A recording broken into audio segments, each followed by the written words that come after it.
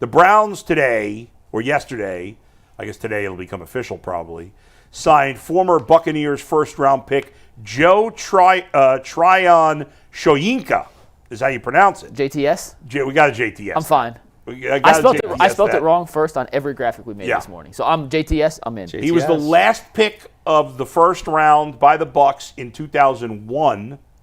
No, 2021. No, 2001. 2021, thank you. He is he's listed as a linebacker. He's like 6'5", 260. He's a pass rusher. He is a pass rusher. Last year, a career low in sacks with only 2. His career high was, I believe, the year before with 5. He has 15 for his career. Listen, the stats aren't overly impressive. The PFF grade's not great. The sacks per season are not particularly good. But the guy was a first-round pick, so obviously there's some talent there. Can he reach it?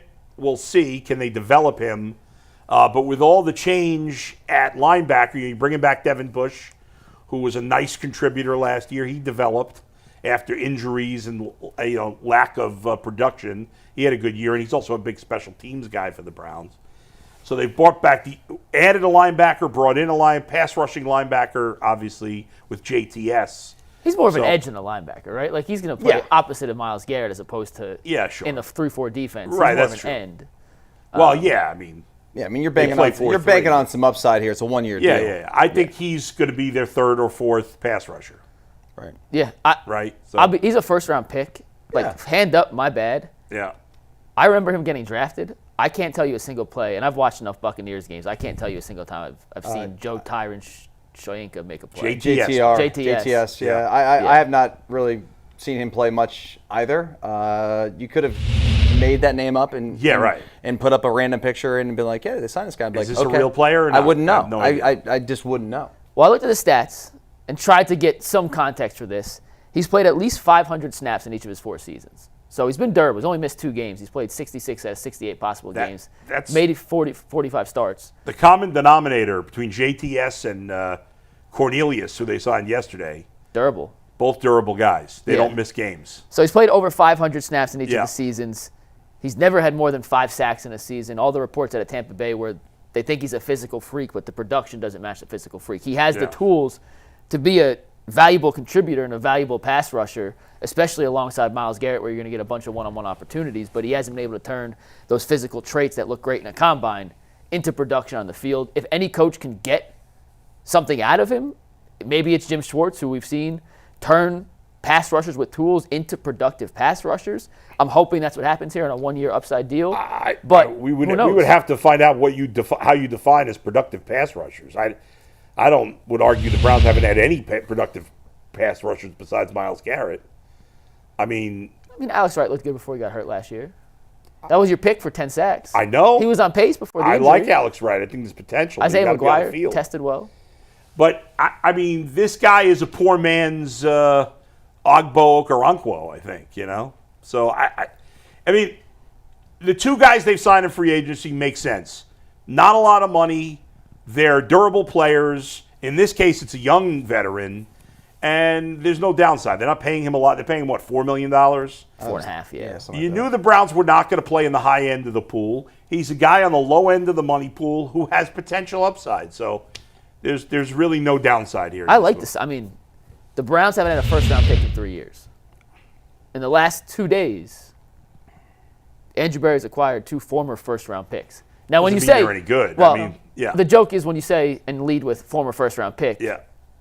Tells you kind of all you need to know about some players sometimes. Yeah. And I don't think anyone's getting too excited over Kenny Pickett or JTS, but you're trying to add talent at positions that have upside because when those guys hit with the athletic traits that a guy like JTS has, I like JTS, by the way. I'm all in. It flows off the tongue. Right.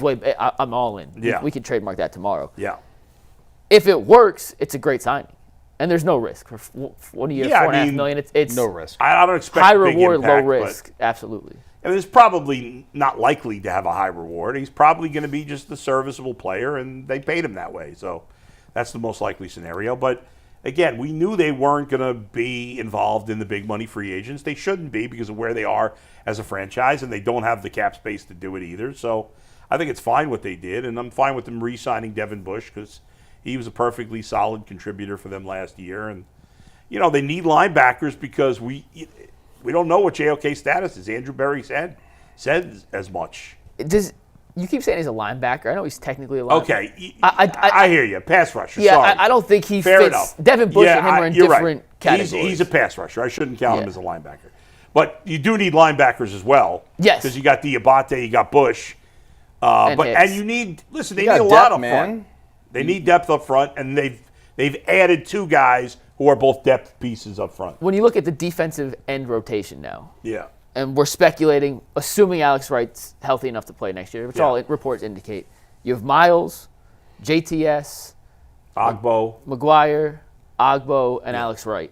Yeah, that's your 5 outside rushers. Who do you feel most confident in your opposite of Myles being? I still like Alex Wright the most. I think he's got the most potential, but again, can he stay on the field? That's a huge question. We've seen that with a lot of Browns defensive linemen in modern times. I mean, what are we asking these guys to do? I mean, come up with how many sacks? I thought Alex Wright had an outside shot at double-digit sacks last year. That's a lot to ask. Oh, yeah. But a lot of times on these good teams, you'll see more than one guy get double-digit sacks, or at least get like 8. 8 or 9, yeah. Be in the ballpark of double digits. I'm just trying to think. How many, like when we had Clowney and well, Clowney had 10 that one year. I thought so. Right? He had 10, I think, one year. I believe. Yeah.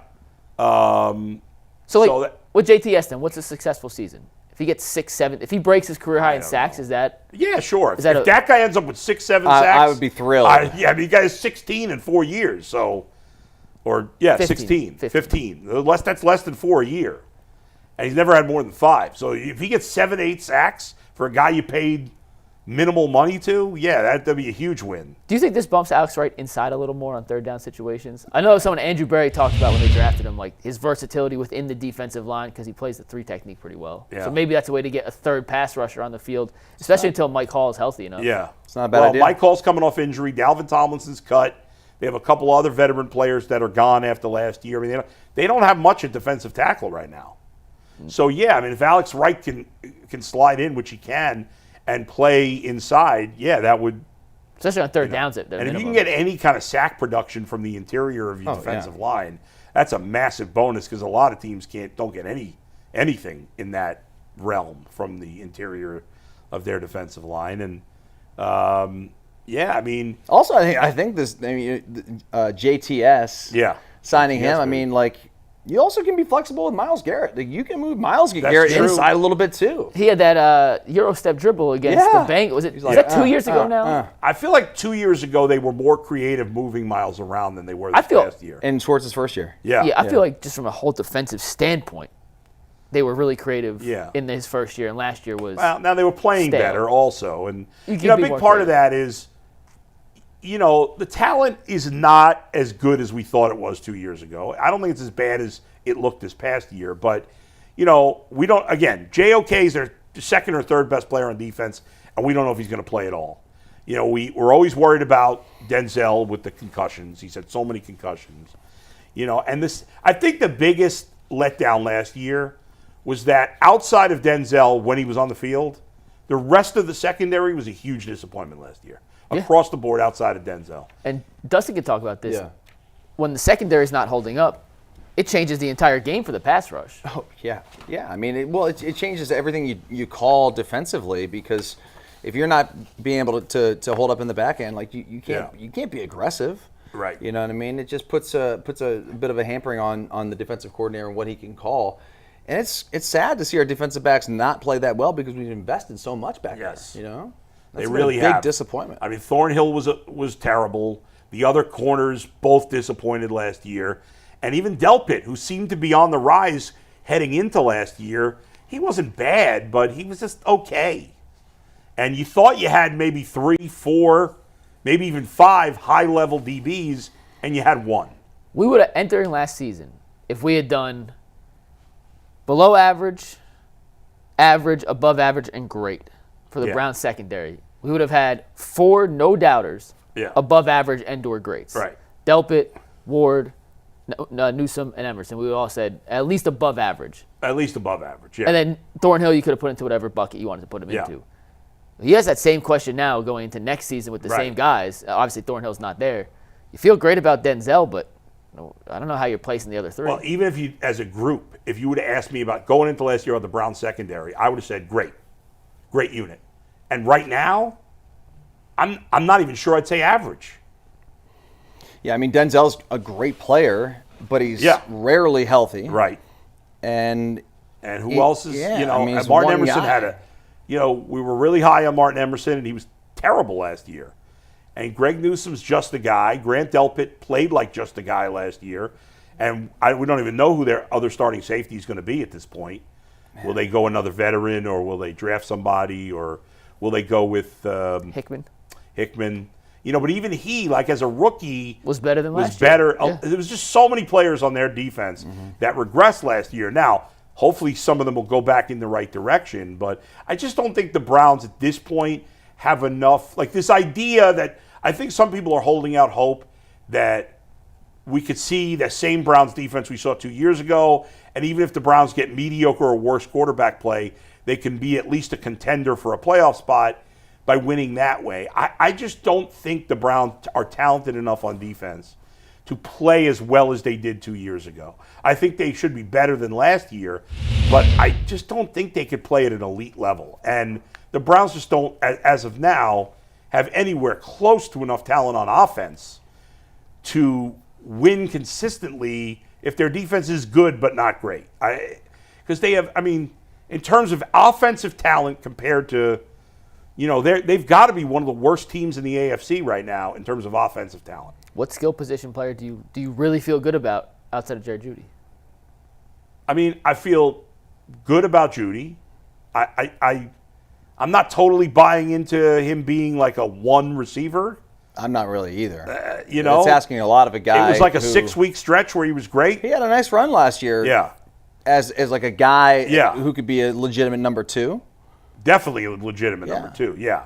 But he played better than that overall. Like his statistics for the season are number one statistics. But I'm not buying him as a consistent number one wide receiver. No one's going into a game plan against Jerry Jeudy saying, man, we got to double team him. We got to take him away. It's he's a really good player. I think he's very talented. He's going to make a lot of plays.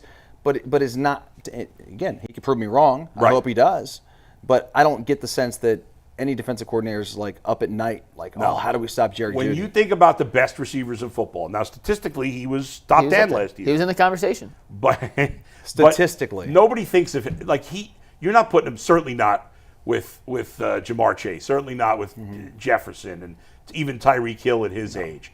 But then like even that next group of guys like DK Metcalf, like nobody would take Jerry Jeudy over DK Metcalf. Right? Like, so he's good. Obviously, David Njoku, solid tight end. I think you can make a case Jeudy over Metcalf. You could make the case. I think if you asked every NFL team, who'd you rather have? And every fan. Most people. And make that a poll. I'm curious. We're Browns fans. They're biased. But I'm curious. Now these I are don't Steelers. think Browns fans would take Jeudy over Metcalf. I bet you 3% would. I bet you 65% will take Jeudy. No, it won't be 65. Our fans are really biased. Well, I know that. You forgot. I didn't forget. I'm aware. I just don't think that. I shouldn't say our fans. All fans are biased for their old players, but our fans are particularly biased. We'll see. So, you think it's going to be 65% for Jeudy? Yeah, I think it'll be 65% for Metcalf. I think it should be 90% for Metcalf, but it won't be. The gap's not that big. The gap's not that big between the two. Well, Metcalf's consistently played at least a lower wide receiver one level. Metcalf's had Jerry multiple Jeudy years. Had never, and Jeudy had 6 good games. Yeah. Yeah, I just. And I get it. Not as high on Metcalf. The argument is Jerry Jeudy hasn't had a good quarterback, but it's not like DK Metcalf played great. Geno Smith's better than what Jerry Jeudy had played with, but he's not great. I just think Metcalf's more. He does one, and you're going to say, what is Jeudy doing? And you're right, I don't have a great retort to that. Yeah. But Metcalf does one thing awesome: the go route. He's as good as it gets at running the go route. A lot of the other stuff, and I don't watch enough Seahawks film to give you like the exact in and outs, but it seems like his route tree is pretty one-dimensional. Go deep, be big as hell, and out-physical guys, which he does a really good job. I'm not saying he's a bad player by any means. I feel like Judy's a more versatile receiver. I'm pretty sure if you asked every NFL GM, with let's say the money was the same, when Thor comes on, who would you rather have? I can't imagine anybody would say Jerry Jeudy. When Thor comes on in 15 minutes, that should be the first question we ask him, just because he's a Vikings fan. Sure. Completely outside perspective from either two. Okay. Very good.